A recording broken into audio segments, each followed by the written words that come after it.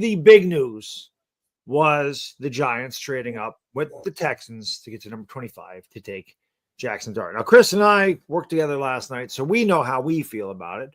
Oh, Gianna, how do you feel about it that they went up and got Jaxson Dart? What are your feelings about that? So last night, I didn't love it. I was a little surprised. I had heard inklings that they were going to trade back into the first. Obviously, there's all these rumors about Shedeur and Dart, and no one knows what to believe. I knew when they were trading into the first, it was going to be between those two guys. I wasn't sold on the fact that it was going to be Dart, so I was a little surprised when the pick was announced. And I'm coming around to it. I don't hate it. I don't love it. I see the potential with Jaxson Dart. I understand why they drafted him. And I think that ultimately with the right development and learning and things like that, I think he can be a good quarterback in the NFL. The biggest problem that I have with the trade is not Jaxson Dart. It's with Joe Schoen and the Giants. And the fact that his son posted the Jaxson Dart thing on Instagram annoys the shit out of me. The fact that there was a leak in the building that they love Jaxson Dart, which during draft week, I think it's hard to really believe these things. You never really know. The Browns are talking that Abdul Carter is like Travis Hunter is the Shohei Ohtani of the NFL. So like, it's hard to fully believe what these guys actually say.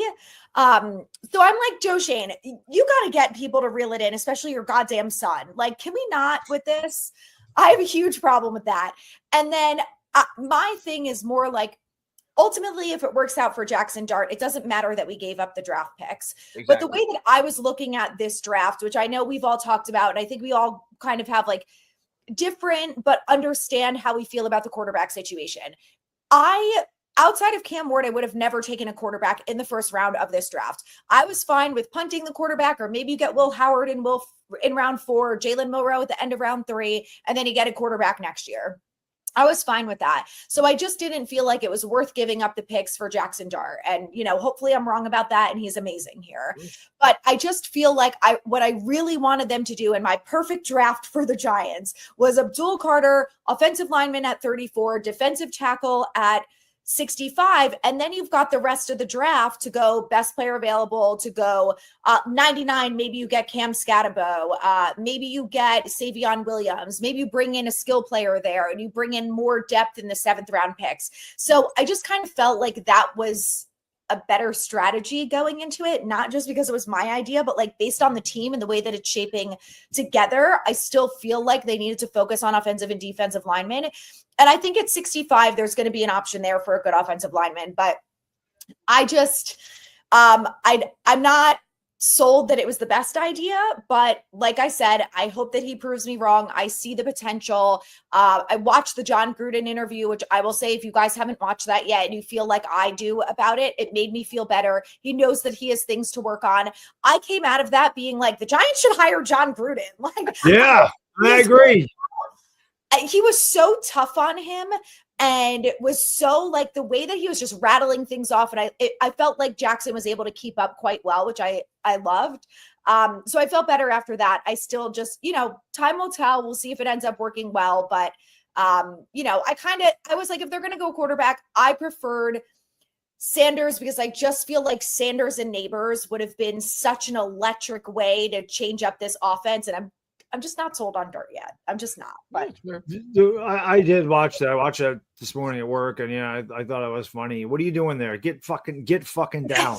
Get down. What are you doing? What do you mean +2? Get down. I ain't gonna work in the NFL. Stop leading with your shoulder. You need that shoulder. Anthony, before I get to you, I want to give you your flowers, because you are one of the only people.